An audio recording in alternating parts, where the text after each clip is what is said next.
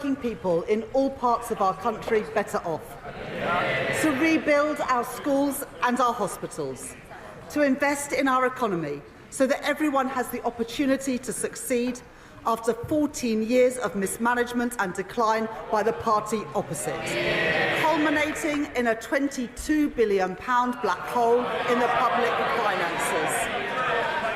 That was their legacy, and the first job I faced as Chancellor was to set it right. So at the budget last October, and again in the spring, I made the choices necessary to fix the foundations of our economy. We are starting to see the results. The stability that we have provided has helped support 4 cuts in interest rates, saving hundreds of pounds a year for families with a mortgage. Real wages have grown by more in the first 10 months of this Labour government than they did in the first 10 years of Conservative government. And the latest figures show that we are the fastest economy growing in the G7.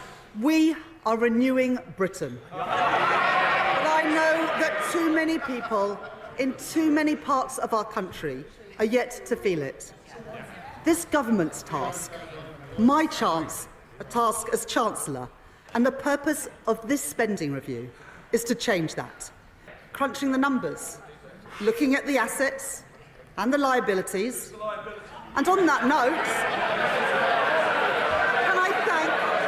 can I thank all my Cabinet colleagues for their contribution to this process. They are all assets to this Labour government.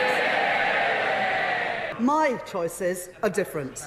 My choices are Labour choices. The choices in this spending review that are only possible because of my commitment to economic stability and to the decisions that this government has made.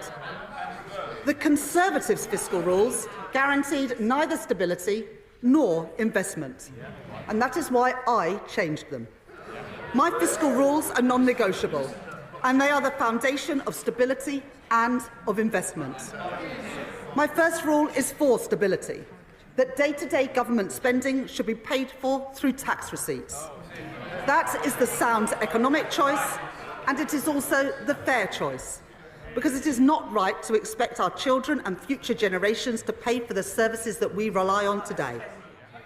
This first rule allows me, as I set out in the budget last year, to allocate £190 billion more to the day-to-day running of our public services over the course of this spending review, compared to the plans of the previous government. My second fiscal rule enables me to invest in Britain's economic renewal, while getting public debt down on a downward path. The rule has allowed me to increase public investment by over £100 billion in the autumn and a further £13 billion in the spring. Investment to rebuild our transport networks, to rebuild our defence capability, and to rebuild our energy security. In short, to grow our economy.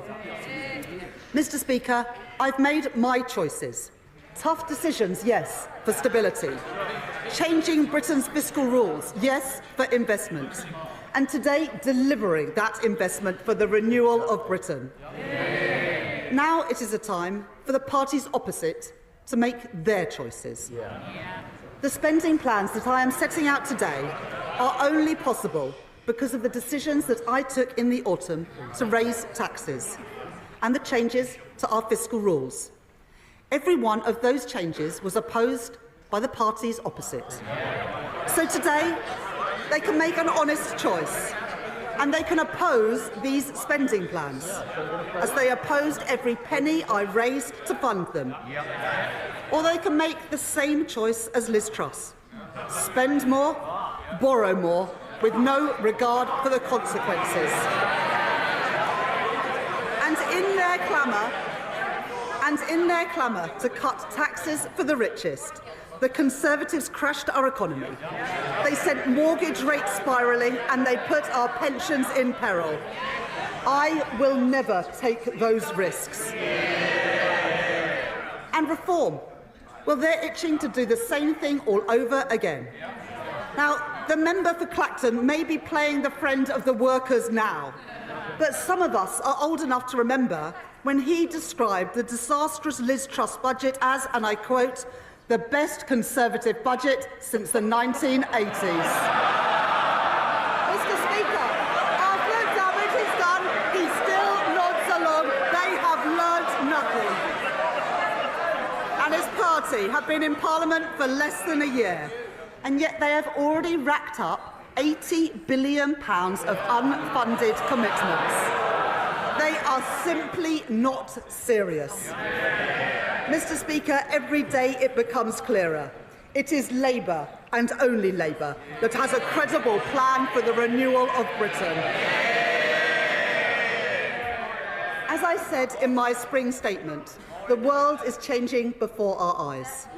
And since the spring, the challenges that we face have become even more acute. The signs of our age of insecurity are everywhere. So we are acting on the promise in our plan to change, building renewal on foundations of national security, border security and economic security. As the Prime Minister said earlier this month, a new era in the threats that we face demands a new era for defence and security.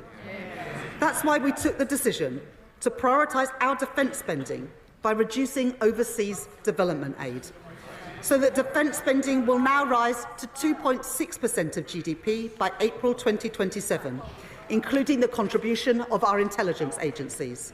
That uplift provides funding for my right honourable friend, the Defence Secretary, with £11 billion increased in defence spending and a £600 million uplift for our security and intelligence agencies. That investment will deliver not only security, but also renewal.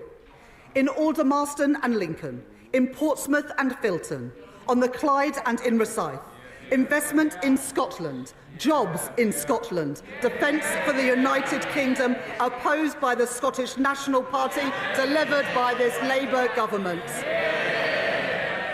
And as we invest in our armed forces, our military technology and our supply chains, that also brings huge opportunities.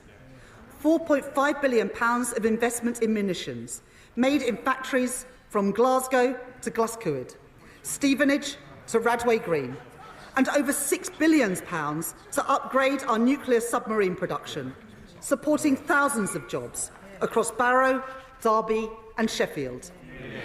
We will make Britain a defence industrial superpower, with the jobs, the skills and the pride that come with it.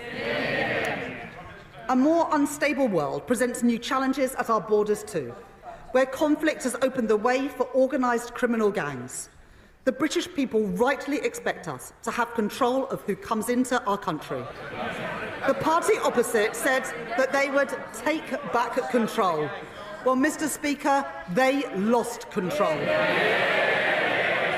With one failed policy after another, no control, no security. In contrast, in the budget last year, I announced £150 million to establish the new Border Security Command. And today, to support the integrity of our borders, I can announce that that funding will increase with up to £280 million more per year by the end of the spending review for our new Border Security Command. Alongside that, we are tackling the asylum backlog.